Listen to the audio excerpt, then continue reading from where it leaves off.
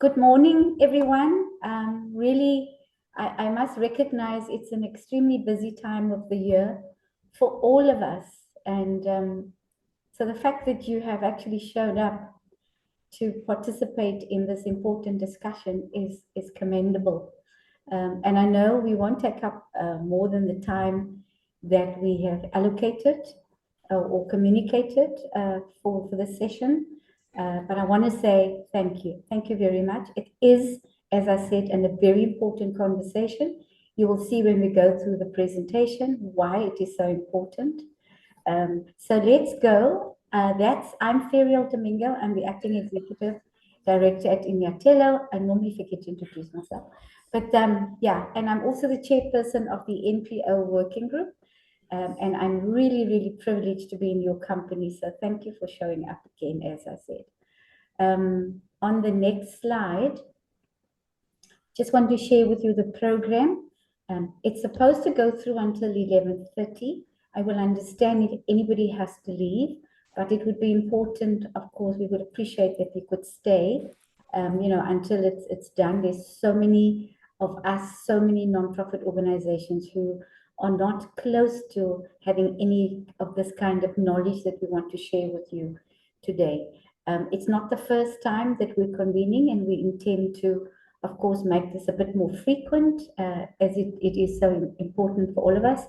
But here's the program. So we're doing the welcome and introductions, and then I'm gonna give you a quick update, and then we're gonna go into a session with Suzanne Solomons on the recommendation 8, how that is doing, and then we're going to talk to you, and Bound will talk to you about the submission to the Special Investigating Unit, also critically important, and we're going to go into a Q&A session, and then we will do a poll. So important that you stay so that we can hear your views, and then we will make the closing remarks by 11:25.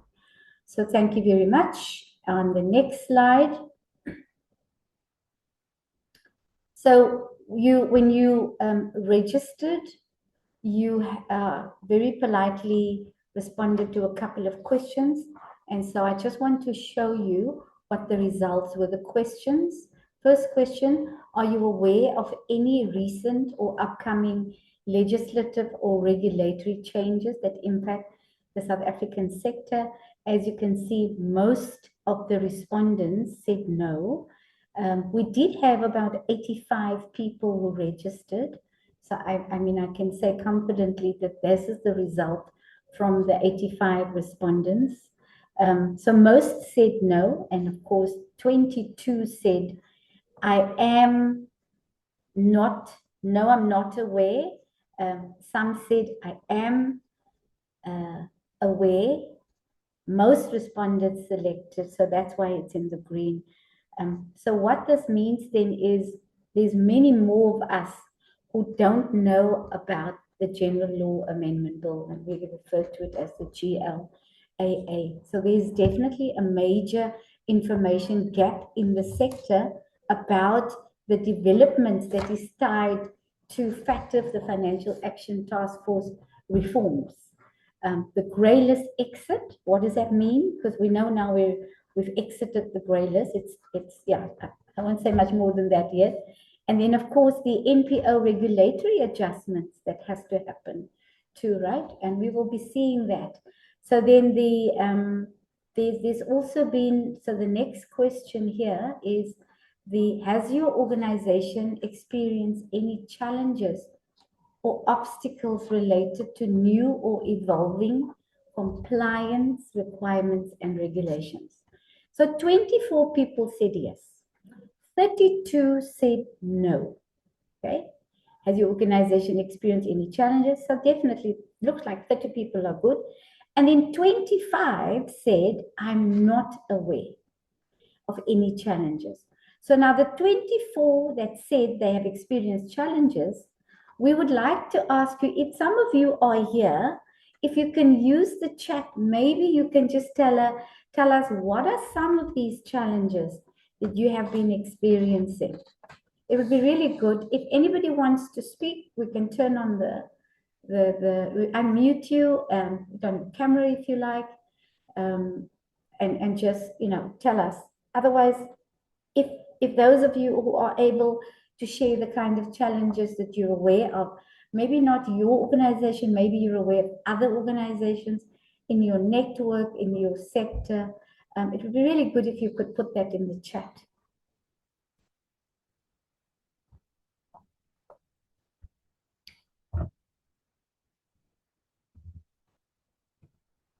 So Jocelyn is going to keep an eye on the chat and tell us when there's anything.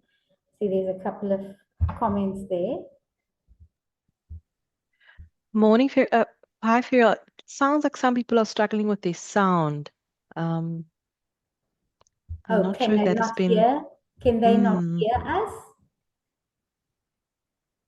Oh, Women for Change. I'm not seeing Jackie Carnell.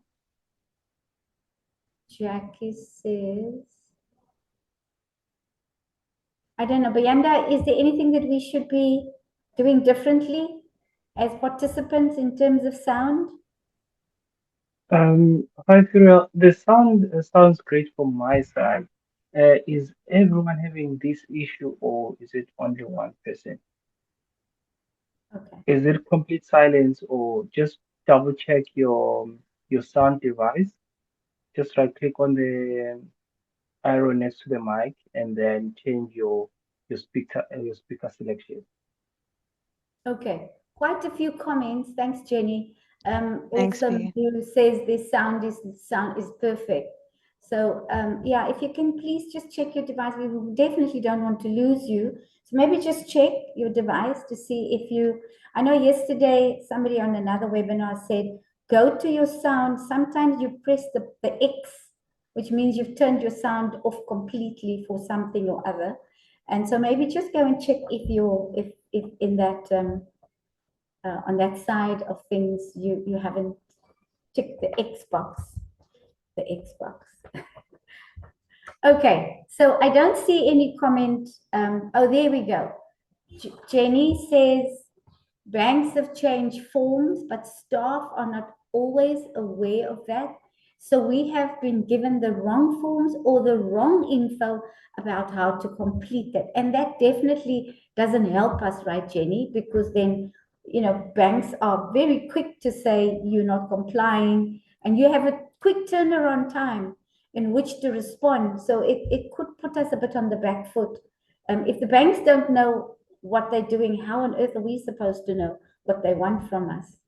So thanks for that comment, Jenny. So you can please just keep putting your comments in there. In the meantime, I'm just going to go to the next slide, which is about has your organization. So Suzanne, we'll just do the next one.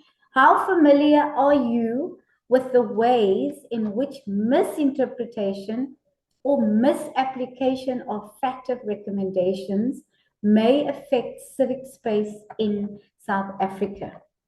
So 16 of the respondents said, I'm aware, but I need more clarity. 33 said, I have a limited understanding. And so maybe what I'd like to ask, if anyone chose that option, is if you can put in the chat, where are you finding the information? You say you have a limited understanding. For those of you who need more clarity, are you finding the information? Perhaps you can just comment on that. Then there's 33 who says, I have no knowledge on the topic. So again, I would like to ask you if you can think about this. Have you felt the impact of the knowledge gap? For instance, has it impacted on your funding applications?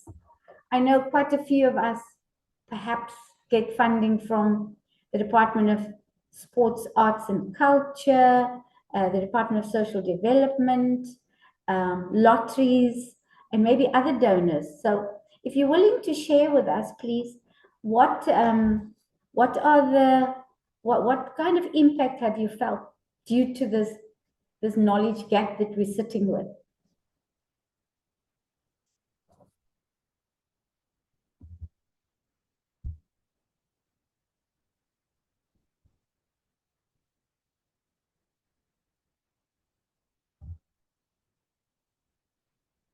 Okay. So there's another comment from Jenny. Forms have been changed to be appropriate for a VA, a voluntary association. The assumption is that all NPOs are NPCs. This also includes government tenders. That's a bit of a challenge.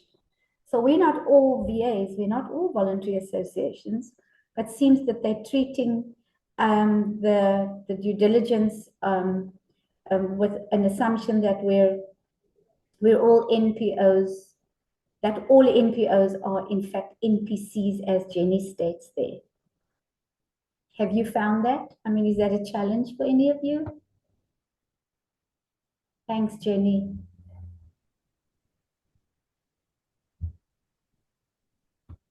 Right, so if there aren't any more comments, we'll just move on to, it would be really good if you can tell us whether you've had any challenges.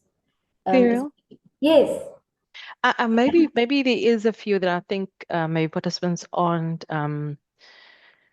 correlating with the lack of awareness, or they're not putting it back to FATF, or they're not understanding the link. But if there's been any challenges with lottery applications for funding, or registering a new nonprofit, or reporting to DSD this year has also been affected. So all of those things have affected the sector, but they're all linked back to these changes in systems and compliance requirements. So maybe we're not making the link, but I think the majority of us would have probably experienced the impact. Yeah. Yeah. And perhaps not linking it, as you say. You're right. You're right, Suzanne. I did already ask you when we dealt with the results of the survey about these questions. I'm just putting it up again on the screen for you in case you may have had some thoughts around a potential response. For those who are aware and limited understanding, where are you finding the information? For those with no knowledge, have you felt the impact of the knowledge gap, which is what we just spoke about? And then on the next slide. Yeah, sorry, go back, Suzanne. Go back. I'll just pause there for another few seconds to give people an opportunity to comment if they wish to do that. So also, as you're thinking about it, these are the kinds of things that you need to take back into your spaces, into your organizations, and give it some thought. Because we often do not realize that we're actually being impacted on the recommendations that's coming through from the Financial Action Task Force on the sector. Okay. All right, let's go to the next slide.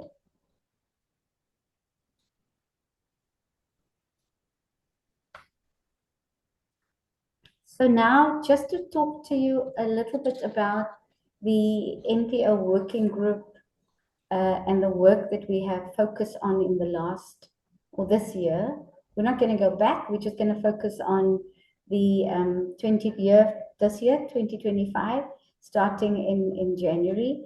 So maybe for you who don't know about the NPO working group, we do not know enough about the NPO working group. We do have a mini website, which can be accessible. Suzanne will put the link in the chat later on. There's quite a lot of information there about how this all came about. This really started in October 2021. You'll see there's a timeline, and you can really follow the kinds of activities that the NPO working group have been involved with to respond to what's coming at us, so that we can, as a collective, work on being part of creating this enabling environment so that the sector, all of us, can thrive. But and I encourage you to please go to the website and to go and read up. There's a lot of information. There are a lot of links to very important information that you should know about. But for this year, so in January, we were invited to attend a think tank roundtable on the NDA amendment development, the amendment bill. And this is, of course, is a critical legislative review, or it was, or it's not finished yet, I think, the critical legislative review process to amend the NDA, National Development Agency Act number 6 of 2003. So really what that entailed was the meeting sought to address existing legislative and operational gaps to enhance the agency's mandate. Now, there may be some of you who have been part of or partners or grantees of the NDA, and you might be interested in the shifts and changes that's happening. So I would encourage you to go and read up on that. Then in March, between the 3rd and the 5th, there was a recommendation 8 symposium that was convened, and it was attended by some of the NPO working group members who are present today, and some of them couldn't make it, unfortunately, today. But we try as the NPO working group to participate in these important gatherings so that we can get the voice into the room on behalf of the sector. So this symposium was convened by the Department of Social Development, National, and it included representatives from the government, from philanthropy, and the nonprofit sector, as I said. The meeting covered progress so far and next steps with regards to meeting the criteria for recommendation 8. Now, later on, Suzanne will talk about that. As a country, right? What is our response as a country? So then later in that month, in March, the global NPO platform on FATF met with the FATF Secretariat. We also played a role there. And then on the 28th of May, there was the FATF Unintended Consequences Reference Group. The first reference group meeting was held as a beginning of the research that was about to convene. So Inyatelo, who convened this gathering or this meeting of these of the reference group, key stakeholders, we discussed the main topics with the reference group, and in order to update the research report, this is a survey instrument that we developed with these stakeholders, right? So there was quite a lot of input into the survey tool with the key researchers who we brought on board to do the research. So that work started as early as March. And then in July, on the 9th day, there was a coalition meeting that was held with the FATF Secretariat, and again attended by members of the NPO working group. The meeting was called to actually discuss the outcomes of the June FATF plenary, and they were also going to discuss, or they discussed, key issues that were relevant to the NPO sector globally, not just on South Africa, but the NPO sector on a global level. So we were there. On the 22nd and the 23rd of July, the NPO working group attended what we call the AML CFT. It's the Anti-Money Laundering and Countering Finance Terrorism, CPF 20. Here the discussion was reflections on 20 plus years of AML, CFT, anti-money laundering, countering finance terrorism implementation at the University of the Western Cape. This meeting was convened by a body called CENFRI, and it hailed, the members or the participant hailed from all across the world. So it was quite a privilege also for us to attend. On the 29th and the 30th of July in this year, the FATF Africa Joint Group concluded their on-site assessment visit of South Africa. And again, that was a very, very important visit by this group to South Africa. And you know what that culminated towards around October. The 31st of July, there was a planning meeting held with the chairs of the Recommendation 8 task team to discuss an action plan. Here, the team we're talking about is a South African team. And there was the action plan that came out, was out of a discussion of the Recommendation 8 symposium that was convened earlier in the year. I'm making all these points so that you can see how involved it is and how we try and be at all these sessions to get, as I said earlier on, our voice into the room. Then in September, the Department of Social Development hosted an online training for new registration, and the new registration and reporting platform cut quite, there's still a couple of niggles there, I think, but that happened on the 12th. On the 17th, the 6th FATF reference group on the unintended consequences of FATF meeting was held online, again convened by the NPO working group. We invited some key role players who's in the Northern Hemisphere associated with the Global NGO Coalition. The lady who we invited to speak there was Sangeeta Goswami. All of this, by the way, is you can find on the NPO working group mini website, right?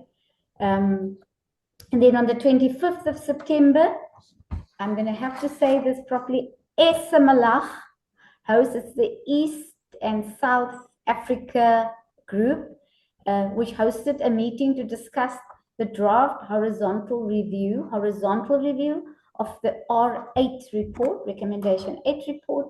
And then on the 6th and the 7th of October, the NPO task team on the policy framework met for a 2-day workshop to finalize the draft NPO policy framework. I'm going to share a little bit about that just now. On the agenda was a discussion around various regulatory models, regulatory coordination, consensus building, and policy positioning for the sector in light of, you know, all the things that we're facing around FATF, grey listing, etc., etc.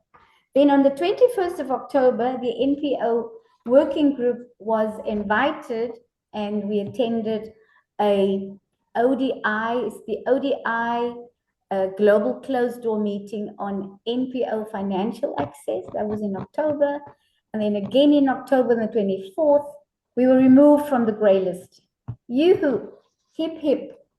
On the 4th of November, the Recommendation 8 task team met in person in Johannesburg to confirm the activities and responsibilities that was referenced in the action plan which they developed earlier on.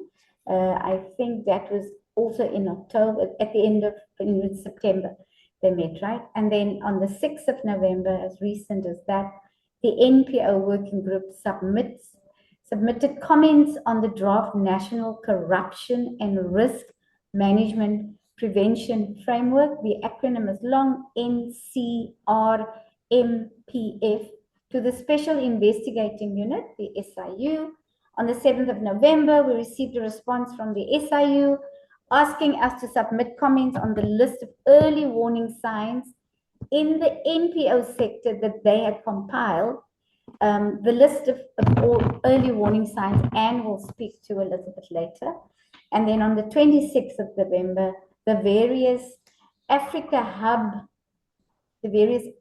Africa hubs met to discuss their work and plans for the year ahead. The meeting was convened by the ICNL, the International Center for Non-Profit Law. Glenn attended that meeting. Unfortunately, he's not here to report back on it, so we will hold that over until he can be available at the next time.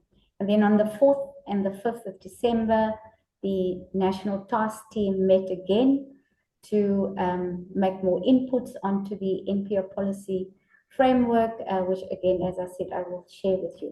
So you can hear there's a lot going on. There's a team of people who are investing their time, their expertise into making sure things move towards a good enabling environment for the sector. So if anybody has a comment or if you want to put it in the chat, you're most welcome. But I thought it was important for the participants to see the extent of what the NPO working group is busy with, and I'm only talking about this year. All right. Any comments? Anybody want to add anything? You're most welcome to. Okay. Sorry for not Yes, lifting up my do. hand. Yes. Can you just help us, like on a high level, what does the impact this has on us on the ground as organizations? Because we have never attended any of these sessions, so it will help us just to give us like an, I hear about anti-money laundering. I don't like all these things, like the high level impact of what these. New introduction, what does it mean to us on the ground? Yeah. Do I think it's not as quick and simple as just telling you now, because I think what we can do is have a side with you, and maybe we can comment and give you that information. I know maybe there are others who feel like you, so maybe you could just put that in the chat. There's a lot, right? I mean, we've been at it for a couple of years. We just came off the grey list. I mean, the bottom line is if the sector doesn't comply, then soon, so the country was on the grey list. When a country is on a grey list, it has an impact on us and how we work. Then it means the country is not going to be able to attract the level of resources that we need to do the work. In order for the country to comply with all of these recommendations that has been put on the country, and it's not only in South Africa. I mean, the continent itself, Africa, has been there before. They've also put in a lot of measures in order to remain compliant. But basically, there is a perception that we as a sector is vulnerable to funding challenges that we have. And so the vulnerability could lead to us accepting funding that's not actually earmarked for our work, but potentially earmarked for terrorist financing, money laundering, right? We could be used as a vehicle for money laundering without us even knowing that. And so if you're not making the time to go and understand what does it mean to receive funding from across the borders, how do you report on it, how does the South African Revenue Service view these things? We're under the lens for a lot of these things because we haven't complied to date. Well, we haven't complied with all of the recommendations proposed on the sector. So Mdu, again, if this is your first time, you need quite a bit of catching up to do. I don't think I can fill you up in a few seconds. But I would encourage you, Mdu, to go into the website and to read up a little bit more. And then please ask us if there's anything more that you need. Thank you Does so it much. help? That will help me a lot. I saw a link posted in the group. So I presume some of the data I'll find it there. I'll go through that, then I'll definitely Yes, reach out. yes. Yeah, brilliant. And just, I mean, this would be the close-up remarks that I would have made, but to say that the intention is, of course, to have a few more sessions like this to convene with people, and then for all of you to try and get others to join or to share the information. Because normally after a session, we do share links to the webinars, to you can go and listen again to this presentation after the meeting. We will be putting it on the website, okay? Thank you so much for that question. It's so important. Okay, I'm going to hand over on the next presenter will be Suzanne Solomons, who's going to give you an update on the R8 symposium and the work of the task team. Suzanne, over to you. Thank you, Ferial. Maybe this section of the presentation will also answer a few of your questions. So we as an NPO working group were invited to attend the Recommendation 8 Symposium, as Ferial mentioned, in March. The symposium was convened by DSD, but it was to facilitate a multi-stakeholder engagement. So government departments, regulators, donors, the NPOs, we were all met to kind of look at Recommendation 8 and how we could strengthen our compliance to that for FATF. So there were policymakers, government departments, like I said, NPOs, and donors, and that was convened over 3 days. So day one and day two, we had presentations from all the different stakeholders. Day two, we had commissions. So the group was divided into NPO sector, donors, and regulators. And then day three, we just summarized all our discussion points and then also agreed to a plan forward. So I could have gone deeper into recommendation 8. I think just to speak more about the symposium, it really was a feedback to us. There's a team or delegation that meets with FATF, and it's headed by Treasury. They have to give report back and feedback to the FATF Secretariat around how far we are with complying with the recommendations that FATF have said for us as a country to around our regulatory system to regulate or to put in laws in place for anti-money laundering and countering terrorist financing. And so recommendation 8 is the recommendation that specifically speaks to us as a sector, as nonprofits, and why we discuss as the NPO working group, or why we've gotten involved with these issues, and why we're doing the webinar today, also informing everyone around it. So recommendation 8 speaks specifically to us as a sector, and in a sense affects, like I said earlier, around how we get funded, how we report, who we report to, what information we have to collect, and what we have to be transparent about, and who needs to register, who doesn't need to register, where do we need to register. So FATF recommendation 8 really, in the past few years, has really impacted quite a few of those things. So, and why we asked the question, do you know of any regulations that have changed? Have you felt the impact of it? And sometimes we haven't made that link just yet. So with lotteries and their new system, there was a lot more questions around compliance. If you weren't compliant at DST, you couldn't apply because now these systems are integrating. DST has tried to update the online system for registering and reporting. There's a lot of niggles around it, but again, it's part of this meeting this fact of recommendation 8. Recommendation or requirements from FATF. So all of these things are in place, but it's affecting us in different ways. So from the symposium and the commissions, just to give you a quick update on what the concerns were raised by the NPOs. So we said there's a lack of information on the sector. We can't do a risk-based assessment, or we can't say who's at risk if we're not sure who we are. So that kind of information we're not able to get from regulators, or regulators aren't talking to each other either. So the information is just not, we can't trust it. We all know about DSD's register that's not up to date, the amount of dormant NPOs, the amount of non-compliant NPOs on that register. So all of those things needed to be cleared up. There was also it was a conversation on NPOs having multiple bank accounts being a risk factor. We kept trying to ask why is it a risk? We weren't really getting a clear answer on that. We said that there was a limited focus on capacity building, lack of training, lack of integration I mentioned earlier, banks classifying us as high risk, and therefore our access to bank accounts as nonprofits is limited. Again, capacity building and outreach needs to be intensified.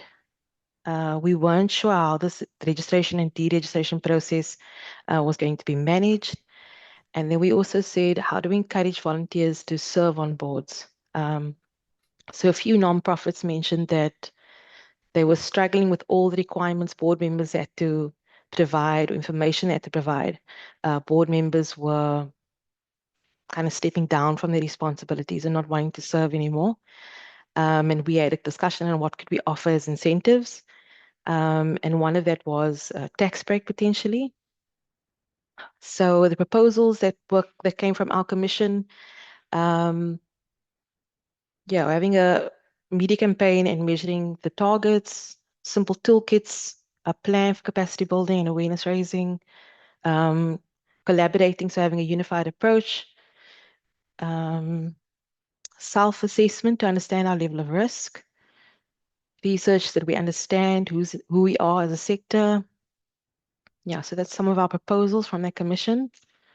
Then the donor community met, and their commission, some of the concerns that they had was that the private sector donors, there's no awareness around FATF. So government departments and the lotteries are changing their systems. They're very aware, so they're changing their systems to kind of meet the requirements of recommendation 8. They also, but the private donors, they say, have no awareness, so they're not sure if they are changing their systems to meet that. There is a lack of standard, simple material, no mechanisms to engage again the private sector donors, lack of guidelines around funding or good funding practices. The over-regulation that they're seeing in the sector is due to regulators working in silos, so not collaborating or not integrating again. The amount of reporting that's needed for small NPOs, and then another concern, the abuse of NPOs and democracy and tampering with human rights. And some of the proposals was outreach, compliance monitoring, so collaboration in monitoring and in compliance with regulators, registration of NPOs. So not all NPOs should be registered, but perhaps a classification of emerging CBOs prior to formal registration. So that's what they proposed. And then collaboration and partnerships, establish a structure, present a plan, and then there should be an intergovernmental standard funding policy to ensure transparency and accountability by all sectors, including the private sector. Then the regulators, so our regulators are SARS, CIPC, DSD, and the Master's Office. So some of the concerns that they raised was there's a trust deficit between civil society and regulators and government. So the trust issue really makes it worse. There's no confidence in the data that regulators provide. There's no support systems or minimal support systems. The outreach is not widely spread, therefore it's limited, and there's a lack of collaboration between the different regulators. So they propose that the availability of data information required for proper identification of NPOs at risk is needed. Outreach need to increase, training of practitioners, and as part of the assessment upon registration of the NPO Act, to incorporate questions related to funding, registration incentives. So not to say that everyone must be registered, but is there incentives that they can put in place to encourage organizations to register?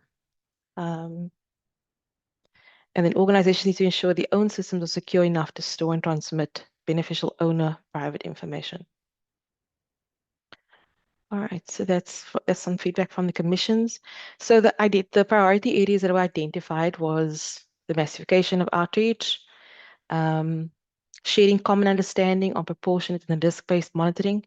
So yeah, I think between the regulators and different stakeholders, we have different ideas on what is risk-based. So getting a common understanding on what is risk-based approach, and then harmonization of NPO regulation, integrating systems again, coordination of oversight, ongoing stakeholder collaboration, sharing information and data, prevention of unintended consequences, collecting data of the NPO sector, and then joint monitoring using the risk-based approach. So all of these, so this RA symposium kind of led to the RA task team being formed. So the RA task team at the moment, it only has DST representatives too, and nonprofit sector representatives. There aren't other regulators or other stakeholders in the group.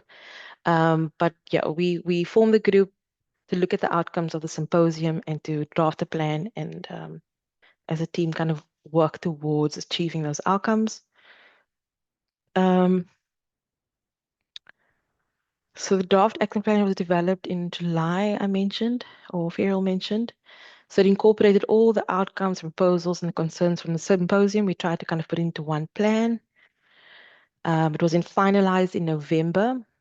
So the main objectives of that action plan was stakeholder engagement, specifically with the banking sector and philanthropy, and then monitoring the application of Art 8.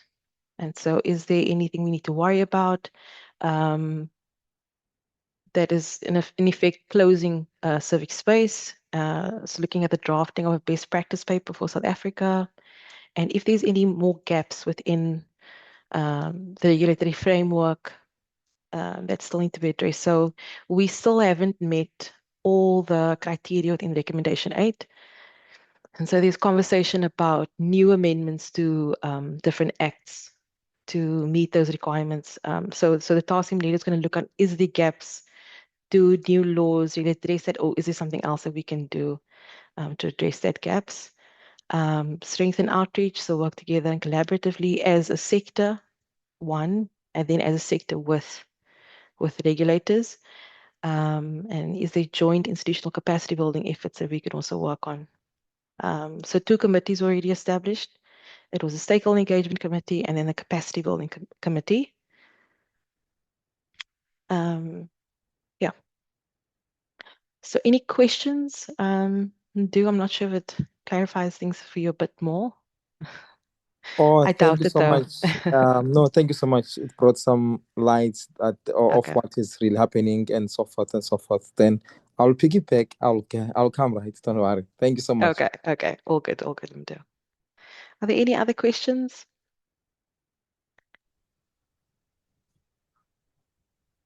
Comments, put it in the Yes. chat. Or you can put your hand up if you want to speak. There was a comment from Anne in the chat. I don't know if you want me to read it or if you'd like to go Please and do, read it. Jocelyn. Yeah, you can read it. Anne said that there are over 40 effective recommendations. R8 is specific to the NPO sector. The collective we have been and still are pushing back on some of the unintended consequences that are impacting the sector. The Global NPO Coalition on FATF have been championing this cause. Africa is pulling together with one voice as well through the Civic Advisory Hub based in Uganda. Yeah, and you're right, the Global NPO Coalition on FATF, they've been at this for years. I think from the beginning of Recommendation 8, I think there were a few civil society actors who came together and started the coalition. We've only recently joined 2021, 2022, we've joined the coalition, but the years worth of work within the sector and working so closely with FATF that they've influenced quite a few of the recommendations and the conversations around nonprofits and their work. And when we viewed as a risk for what is the narrative around terror financing and money laundering in the sector, just so that the language doesn't make it sound that we are, that we are part of these criminal activities. So yeah, they've done a lot of work. On platforms, they speak with banking sector, they can speak with regulators here in South Africa, they work closely with our regulators on a national level. So yeah, and they've worked closely with us as well, advising on what things we need to look out for, which ways to go. A lot of information sharing globally. We could hear what's happening in Brazil, Mexico, and just share experiences.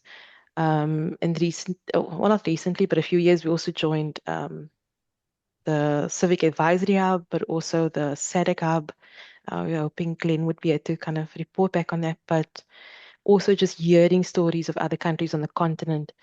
So other countries are experiencing a lot worse than we have, where governments are using Recommendation 8 in a way to block funding or to close down organizations or to freeze bank accounts and arrest human rights actors. So yeah, in our country, it's not that bad, but just understanding that there is that risk still.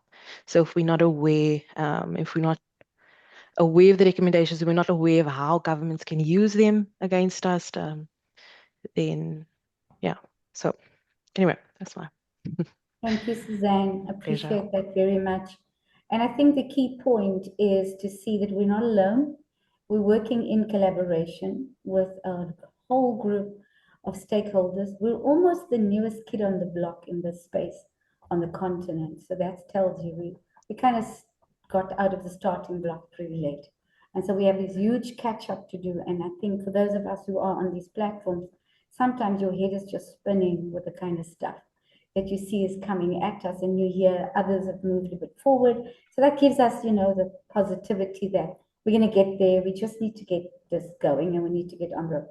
And there's a huge amount of pushback from the NPO side, as you've heard others, as Suzanne have said, and it's not a, we don't just roll over and play dead and says, yeah, bring it on. No. This is not who we are, and this is not how you should be viewing us. So there's that, I think, is the hard work. So Suzanne, thank you very much for that update. The slide presentation will also be made available. So on the next slide then, I think I'm excited to invite, not I think I am, excited to invite Anne Baum. She's an independent consultant and a key member of the NPO working group. Anne Anne can talk about her credentials, but I just want to invite her to come and share with us this important message that she wants to bring us around the submission of the Special Investigating Unit on National Corruption and Risk Management Prevention Framework. Over to you, Anne. Good morning, everybody. Nice to be with you. Yeah, this whole FATF journey has been a new world for most of us. So those of you who's on the call thinking, scratching your head, just join the club, just move along with where we're going on this journey. Yeah. But thanks for all the great questions you've been asking as well. We do need to push forward on this. Yeah, okay, let's get into this one. Special Investigation Unit. Next slide, please. Suzanne, can you move the slide? So we submitted a submission to the Special Investigation Unit at the beginning of November. They are concerned that the NPO sector is very vulnerable to corruption. And yes, we are. We are very vulnerable. But what we want is we don't want them to get heavy-handed, and we want partnership, not suspicion. We want protection, not punishment. And we want prevention, not reaction. And this is our message to the SIU. So next slide, please, Suzanne. So there was a call for concern, and that the government had identified, as I said, that the NPO sector is particularly vulnerable, and other sectors as well. That comes under the NACS Pillar 6 and Programme 4. This is how it fits into the SIU. The National Anti-Corruption, that's NAC, that's what that stands for. And Programme 4 is specific to NPOs. So non-profit organisations may be more vulnerable to corruption due to capacity constraints in managing our finances and broader compliance obligations. Many of us are behind with our compliance. We just can't keep up with all the rules and regulations that are being thrown at us. So this creates a gap for corruption to take place, particularly if you are short of funding and an organisation comes along and says, we will give you 100,000 Rand, but we want you to utilise it this way. In other words, it could be money laundering, it could go to a terrorist financing group, or it could go to a political campaign, which is illegal. You cannot work through NPOs on behalf of a political party. So we're sort of the meat in the sandwich in many ways. And this is why we are subjected to abuse. I'm sure many of you on this call have heard of stories, and I'd love you to share them, of organisations that you know that have been hijacked from strong personalities within the community.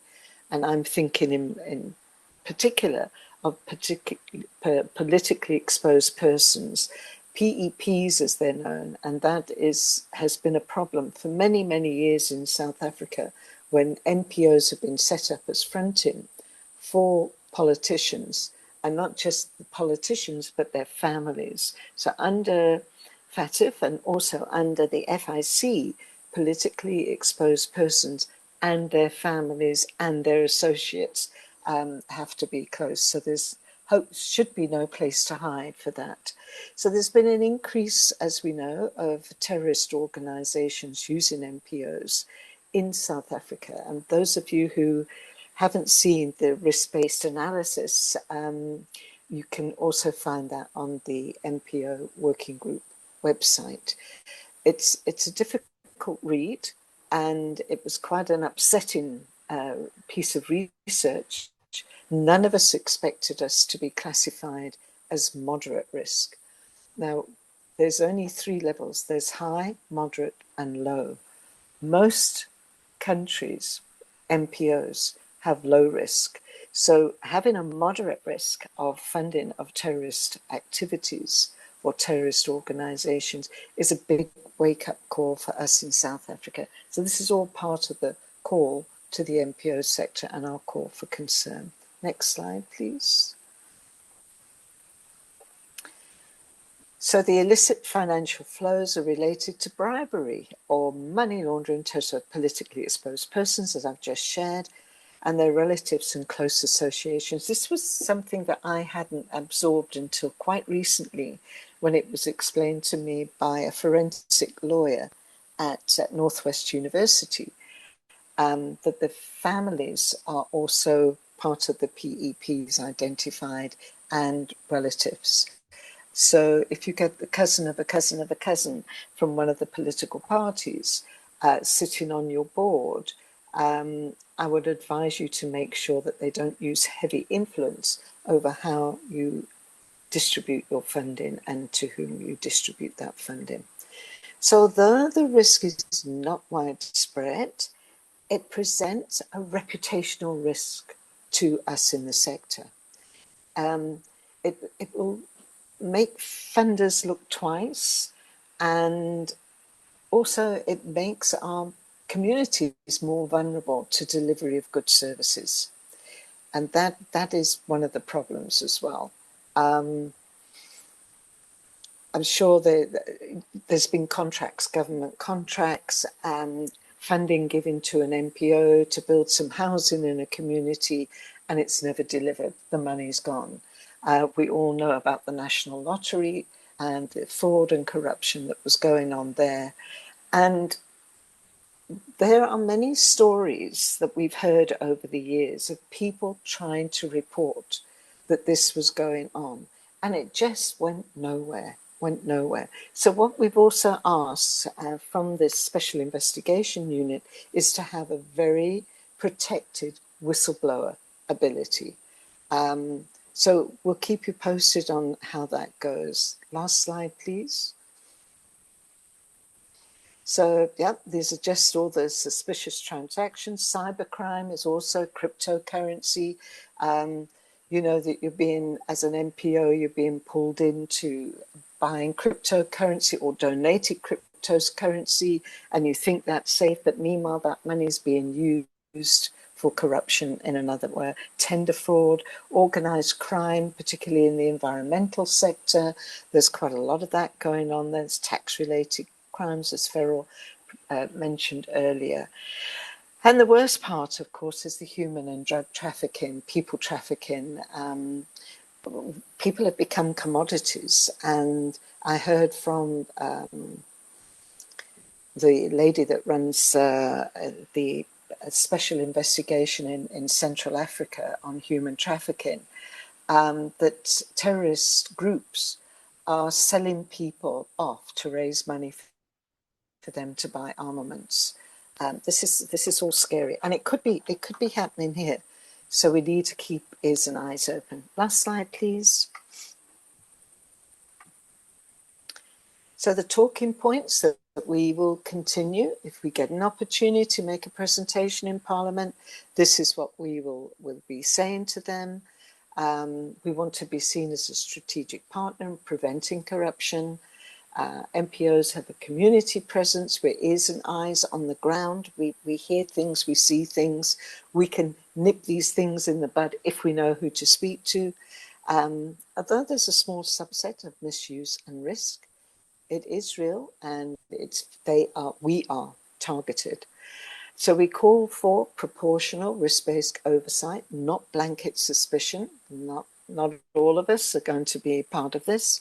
And we need to establish, as I said, that whistleblower safe reporting channels to protect NPOs from retaliation. And we know so far the whistleblowing, either on the NLC or on the NPO Directorate or on other websites, they've not protected the NPOs at all. And we need something that is going to be strong there. So to formalize the collaboration with the SIU and FICs and NPOs so that we have some sort of agreement of how we work together on this. Thank you. That's the end of that. Any questions?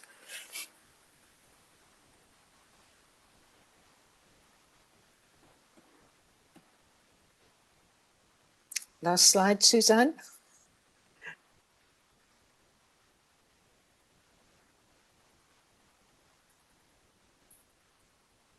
Oh yes, I just wanted to say that the Renaissance Network, they're based in Durban, I think. They are analysing all the submissions around early warning signs in the NPO sector on behalf of the SIU.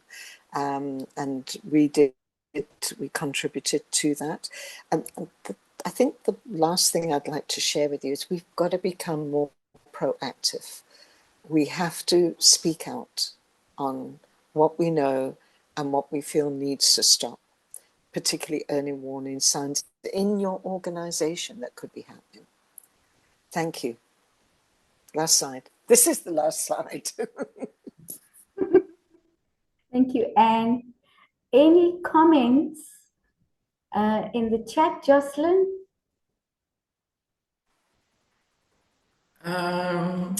There was one about the unified voice in South Africa, but those have been addressed by Anne and Jimmy. There is no other question, just from Felisa, who asked whether the conversation is being recorded and whether it will be distributed. Yes, I did communicate that earlier on, that usually after a webinar, we would send out a link to the recording that will be placed on the website. And while you're on that website, go scrounge around and see if there's any other information that would be interesting to you. I promise you, you will find something. So thank you, Anne. And the actual submission will be on the website as well, yes, for them to have a look at the full submission. Thank you. Thanks very much, Anne. You may continue to post any comments that comes to mind. And so we really would appreciate that. It's when we hear from you that we can know how to respond on your behalf as well, right? Otherwise, you know, we go into these meetings with limited knowledge, and so we'll always be putting little bits of surveys in these presentations so we can hear your voices, and we hear how you feel. What do you think we need to do? What do you think? How can you contribute to an applicable, appropriate response? So we are just working on time. I think we're doing well with time. So now I want to just share with you some of the work that we're doing on the NPO policy framework. The group who is tasked to do this is called the National Task Team. The members of this National Task Team consist of the following people. As I've listed there, I think we've got too many A's in Weinhardt, but you know, it's when you do things under pressure.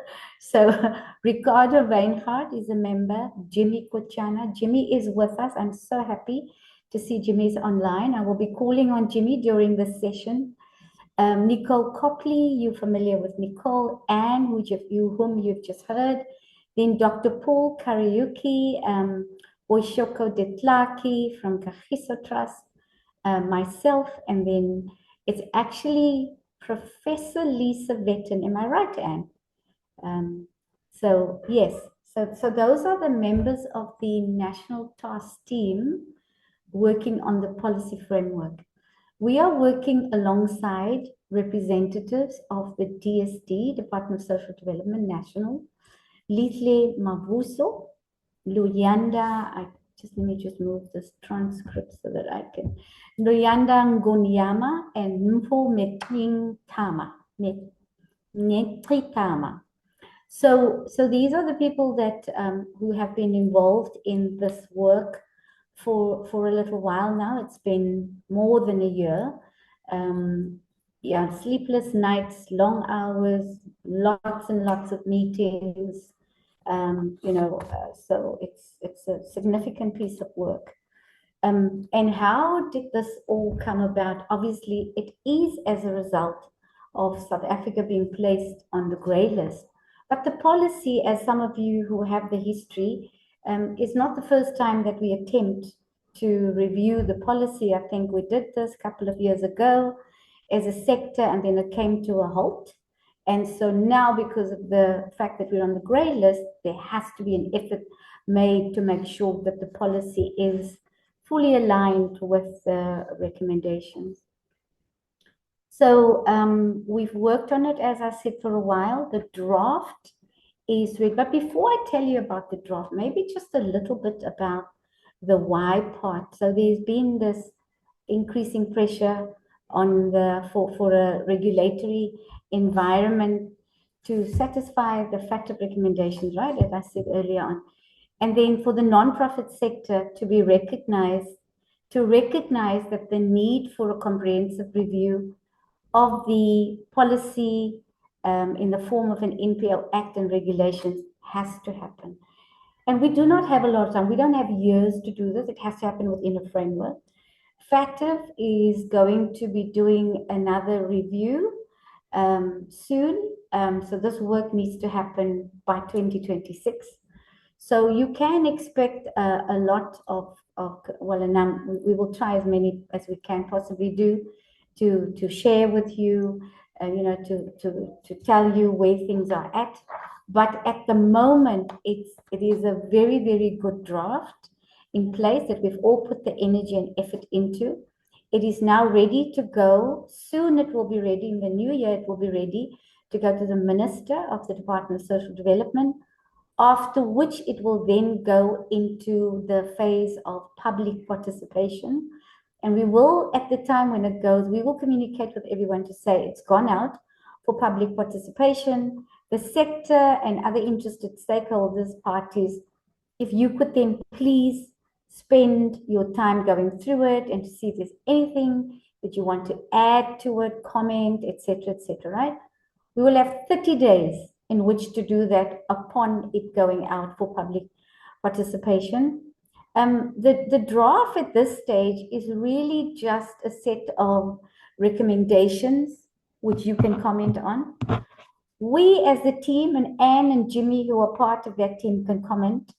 We as a team feel that the sector will grow in strength if these recommendations are adopted as far as possible. We're not saying it's the be-all and end-all at this point yet, but we've really thrashed through it with some of the minds and hearts, as you see, who's listed on the slide there, who've got the history, who understand what's happening now, who understand the implications of not complying with FATF, etc. But at the same time, as I said earlier on, we're not just going to be run over. We're going to put our words, our mouth in where it needs to go so that they can pay attention to what we think is important for us too. So I'm going to ask Jimmy if there's a comment from your side on the work that we're doing, and Anne, you're most welcome to do the same. Jimmy is with the Alliance of Networks.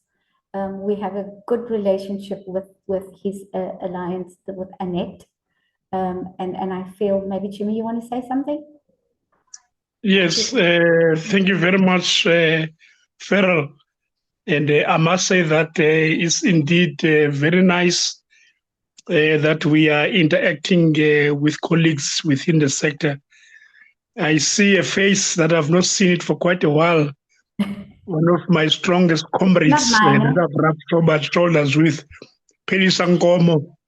I've not Okay. seen Pelisa for quite a while, and I'm glad that she's participating in this webinar. Yeah, coming back to what you were raising, I think it was you, if not Anne, who raised the issue of the trust deficit.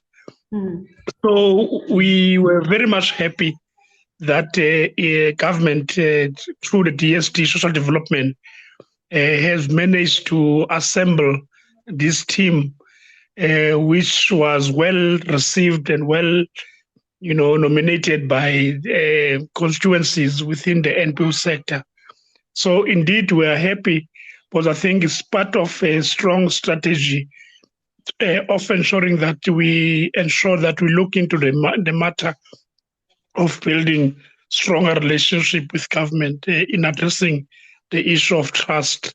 So through this national task team, I think it is a step in the right direction because it has allowed the voice of the sector to come to some terms and express some concrete recommendation. Because I think, colleagues, as you all aware, that we are led or we are subscribing to this day to the NPO Act of 1997. So, and I think there are so many changes that are happening in the country. FATF is one of them.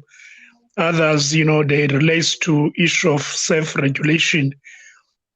Others relate to regulation as well as the role of the NPO directorate. So I think the sector has come to realize that it needs to review the Act. I think the GLA of 2022, I think it was a step in the right direction, but I think we want to go further into that in ensuring that, all issues that we think are relevant, are pertinent in changing the architecture of the NPO environment in the country should be looked at, So through this NPO task team, we were able, we spent about, I think it's 2 years now, roughly, and myself, I think Ferrell and other colleagues, we spent considerable time. We not been remunerated. We've never received a cent. It's out of our passion for the sector because we love the sector, we love the people. We wanted to be part of the agent of change in ensuring that we look into the NPO architecture. And to this day, we about 90% of the work that we have done. I think this last stage now is about ensuring that it find expression within cabinet, find expression within the minister, as well as the select committee, probably portfolio committee, and any other regulators. Your FIC, your your Department of Social Development, and other technical persons that will constitute a core in giving critique or giving a recommendation. But our recommendation is that we need to make some changes to this act, the NPO Act of 1997. And I think we have done a lot as a task team. We spent considerable time. And as I was saying, that we're about 80% of the work now. And last week, it was our last meeting. We spent 2 days in Johannesburg. And I think we are happy. And I think there was a question from Lisejo whether the sector is speaking with one voice, there's unity. With 100% confirmation, Lisejo, we've got Annette, Alliance of NPO Network, which is a grassroots umbrella body of all the NPOs in South Africa. We've got Unmute, coalition, which is based also in South Africa. It's a newly fairly established, network. and then there's NPO working group as well. So we're speaking with one voice, and there's harmony in the work that we do. Yeah. So I'll stop there. Was it Ferrell, and then hand over probably to Anne to add anything that I've not that I've left out. Yeah. Thank you. Thank you very much. Thank you, Jimmy. Appreciate that very much. Anne, do you want to add? Yes, thank you. Yes, Jimmy, I think you covered everything quite thoroughly there. Thank you for that. Just on the recommendation 8, we were non-compliant. We're now partially compliant. And our goal is, before they do the review next year, is to become fully compliant. So this policy is a vital part of becoming fully compliant. Hence why the people in the DSD, or the NPO Directorate, more specific, are very excited about the draft that we've pulled together. Very excited. It might mean a lot of changes. We can't share the detail with you at the moment because some of it might get thrown out and we're told we're being ridiculous. But we don't think we're being ridiculous. We're pushing for what we believe will work in this country and what will strengthen the NPO sector. So when you do get your opportunities to have a voice, and remember, the more submissions, more comments that are made about a draft policy, it strengthens the argument in Parliament. And it also assists us, because these portfolio committees don't know as much as we do about the sector. So when we meet them in Parliament, we have to sell what is important to us to them, to get them on our side, to approve the draft policy. From the policy will then be written the legislation. So we're looking at a draft by June, July, and maybe an approved policy by June, July, but correct myself there. And we need that collective voice to push through some of the proposals that are in there. So, yeah, I think, thank you very much, Jimmy. Thank you, Ferrell. I think we've worked hard, and it's not 1 year, Ferrell, it's 2 years we've been working on the policy. I said more than a year. Yeah, I did say more than a year. Okay, you covered that. Thank you. Thank you, Anne. Thank you, Jimmy. I just want to say, based on what the comments have just come through from both Jimmy and Anne, so I thought I'd just read to you the vision of this revised policy, because it just wraps it all up so nicely. The vision is an updated statutory and regulatory environment for nonprofits, which respects the role of civil society and the freedom of association, and balances this with the need to address risks of the sector being misused. So that encapsulates things, right? So you can see, I like the term freedom of association, and in balancing this with the need to address risks.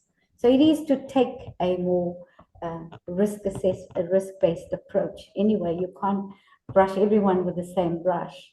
So that's what we're aiming to, that's what our aim was in being part of this and coming up with the set of recommendations that's in the policy. So if there's any comments, Jocelyn, you're welcome. I saw some great comments there, positive feedback. Anything, Jocelyn, that requires attention in the chat? Yeah, I have 2 questions from Felisa. The first one is, have you assessed how many NPOs that have been deregistered as a result of the new regulation? So unfortunately, no, we don't. I certainly am not aware of that number. That's an ongoing process with DSD, but I will let some of my colleagues who might be familiar with that. Some of you who are close to the recommendation 8 work, Suzanne, have you got knowledge of that? Yeah, according to the NPO Directorate website, before it went down, there were plus minus 16,000 deregistered. But that wasn't due to the new legislation, Pelisa. It was more due to non-compliance. These are organizations that haven't submitted reports for maybe 5, some cases 10 years. And some of them will be voluntary deregistrations. There apparently could be another 16,000 that will be deregistered. But they're soft pedaling on that because they don't want wild accusations of being authoritarian. So it's not as easy as one thinks when you start deregistering non-compliance. But in many ways, the sector hasn't played ball with the NPO Directorate in keeping up to speed with what they need to do. So it's not necessarily to do with the General Laws Amendment Act that came out in 22. It's more to do long-term non-compliance. Yeah. I just wanted to say that indeed those organizations that has been deregistered mostly are those that have not fully complied. As you might be aware that each and every year, annually, NPOs has to submit a narrative as well as financial report to DST. So some of them have not been complying, have not been responding. They were contacted, and some of them they've registered, but they're no longer operational. So it's not to say that they've been affected by the FATF, but I think it's just compliance, which is, even though it's part of the recommendation 8, but most of them, they have not been providing the financial as well as narrative report. And I think I must say that in that regard, as NPOs, we are doing some attempts on our side to ensure that we empower and train the NGO or NPO treasurers. So, for example, we're working very close with CIBA, Chartered Institute of Business Administrators, where we want to ensure that the NPOs, cohorts that are running for treasurers position, they get trained in financial management, governance, as well as transparency elements here. So these are some of our intervention that we are trying to do, because we must be seen to be providing solution, not always complaining about what we're not getting as NPOs. Yeah, that's our attempts in our regard. Thank you. Thank you, Jimmy, 100%. I have one more question for you. Thank you. Okay, also from Kalisa, it's a political economic question. Any thoughts on how can SA NPOs attract funding given the fact that SA is off grey listing versus the negative effects of US aid? So, Palisa, that's a discussion for another session. I think the sector, broadly speaking, is in a terrible position.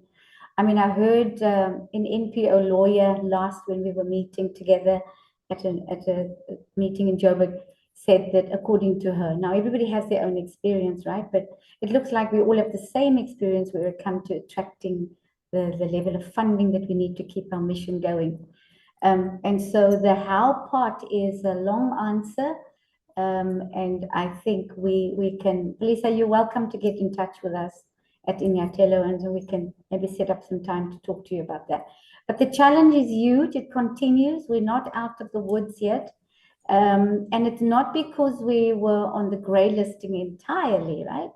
I think this has been coming on, countries make decisions about who they want to fund and why they want to fund. That's both the internal processes and policies that they put in place. Anne, did you want to add something there? Your hand is up. Yes, I just wanted to say on that funding thing, always in the NPO sector, we've always talked about crisis. We're always in a funding crisis. And I can tell you, in the past, I've always said, no, we're not in a funding crisis yet. We're not in a funding crisis yet, because that's my background, resource mobilization, 30 years experience, and I'm looking down the line. What I can say now, this feels like a real crisis. And it's not just because of the USA pullback. It's, Jimmy mentioned, the trust issue. And we need to build up that public trust again in the work that we do. And we need more philanthropy. We need to reach out to individuals more, and we need to reach out to other government departments. There's a lot of funding in government departments. It just keeps going to the same organizations, and we need to dig and find out why. why is there preferential treatment given to some and not others? And Jenny actually brought up a very good point about when you want to become a service provider to government, it doesn't actually, Jenny, would you like to add more? It doesn't actually speak to the service provision that NPOs can do on behalf of government. And we need to address some of these things so we can fill that gap left by USAID, by accessing more partnerships with government and also with philanthropists. But it is worrying, Palesa, you're quite right. Okay, thank you, Suzanne. Sorry, Jocelyn, any more questions? Yes, there's one more question from Lesego. What is the status? Sorry, can I just said to mention about the tender issue? Thanks, Jenny. Yes, that is an issue because their form, it doesn't cater to a voluntary association. And so in order to supply to government, you have to be on their supplier database. So you have to jump through the hoops. That's fine. We've been doing it for years. But now they have changed what they require, but they haven't changed their form. And so where we used to just put that the organization is the owner, now because of the beneficial ownership issue, they want the beneficial owners, which we all know that term is problematic in an NPO, but the decision makers, the financial controllers of the organization, but the terminology hasn't been changed. So they want you to list the people who benefit financially. Now, nobody in control of an NPO should be benefiting financially. And so I had a big fight with them to say, your form doesn't work for us. They also refer always to NPCs. They don't seem to realize that there are 3 different types of nonprofits.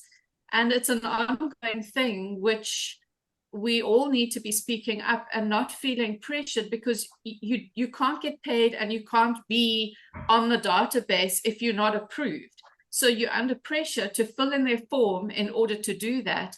But we should be putting pressure on them and educating them that they need to adapt their forms so that we can provide what they need and truthfully do it without having to compromise by putting names out of people that are not actually, benefiting and giving the wrong impression. So I think we all need to be speaking up.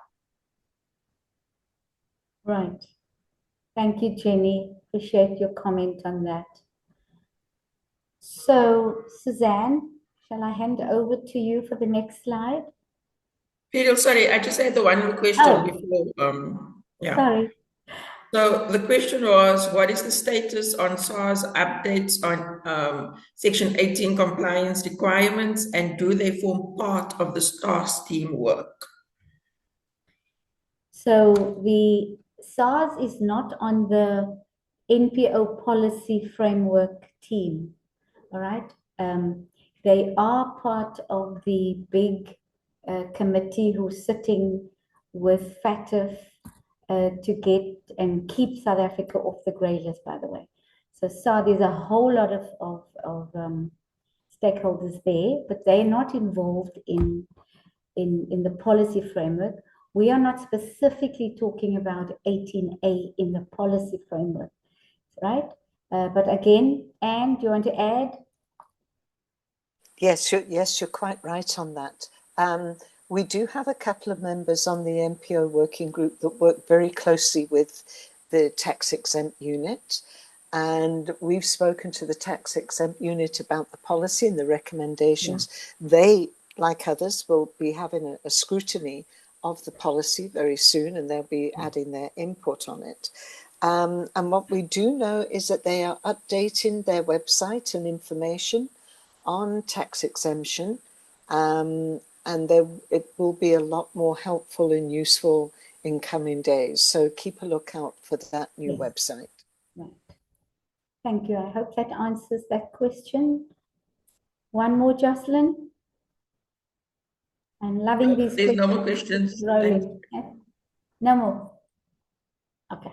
All right. Well, we've got a couple of minutes left. I'm sorry, we might have to go over 5 minutes or so. If you don't mind, just bear with us. Suzanne?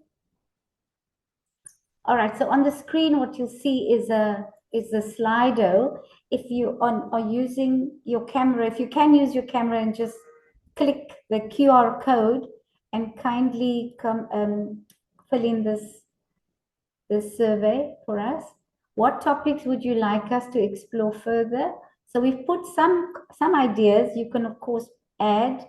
So we talked about, we thought you might want to hear a bit more about recommendation 8, beneficial ownership, bank de-risking, sectoral assessment, and then the grey listing.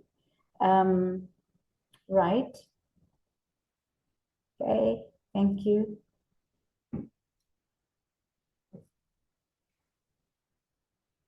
Okay, that was quick.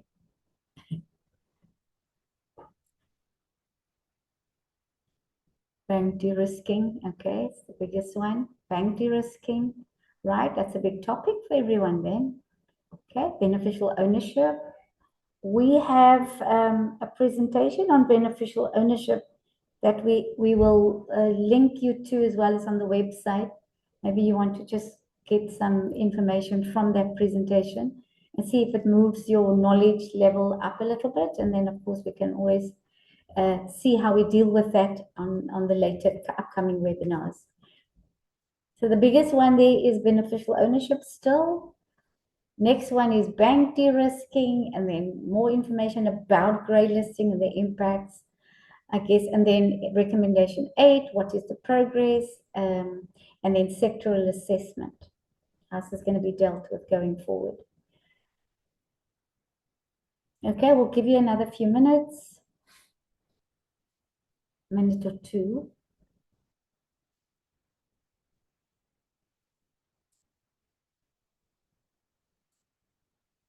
So it looks like Farrell, I was just going to add about the beneficial ownership, which is always a conundrum. Yeah. The terminology that's surfacing now in FATF is the controller ownership. So where the controller, in other words, would be your board members and senior management. And that could become a subset on the database of the NPO directorate in the future, like the beneficial ownership registry with trust and also with CIPC. So yeah, that could be a good topic about how does the controller list start evolving. Well, now that we know your interests, we can certainly build in some sessions on, sharing more information just to get our knowledge up a bit. But thank you very much for your input here. This helps very much. On the next slide then, we could just want to, what is the next question? Sorry. Keep that QR code on. What is the best way for us to communicate with you? So we've had about 85 people who registered, 46 showed up today. And as you can hear from, you'll recall from the initial feedback, there's a lot of people, almost bigger percentage, who said they don't know much about this. So how do we get more people? It is our dream to make sure that as many people within the sector gets to know and understand this topic very clearly. But we're going to need your help too, right? So if you receive the next communication, if you could pass it on. As I said, we're giving up our time to make sure that we get our voices into the room to make sure that it impacts positively on the way that we operate. And you heard when I mentioned the vision of the revised policy. So with all of that in mind, I mean, we can't be sitting with 45 people who comes to hear what this is all about. But I mean, 45 is a good number, right? At least we all hear. How do we increase that? So what is the best way for us to communicate with you? You say email, webinar, okay, WhatsApp, and social media to a less extent. Are you social media out? You feel that there's too much going on social media? Okay, well, we'll try various platforms. We usually try a number of different platforms. Yeah. Okay, so it looks like email and webinar. Most preferred platforms. Okay, So I think we've come to the end of the presentation. Again, we want to thank you for staying with us, giving your great questions and input, and to the team who was part of putting this together. Thank you very much. Jimmy, I'm happy that you were here. Appreciate that very much. And for your presentation, Suzanne, for compiling all of this, and the Nutella team for the support. We will see you again. But before we do that, the final closeout, we want to wish you a very, very happy end of year closeout of work. And please go and have the greatest holiday ever, because 2026 is going to need all of us back at our desk promptly, so that we can be the best that we can be for the sector. All right. Goodbye, everyone.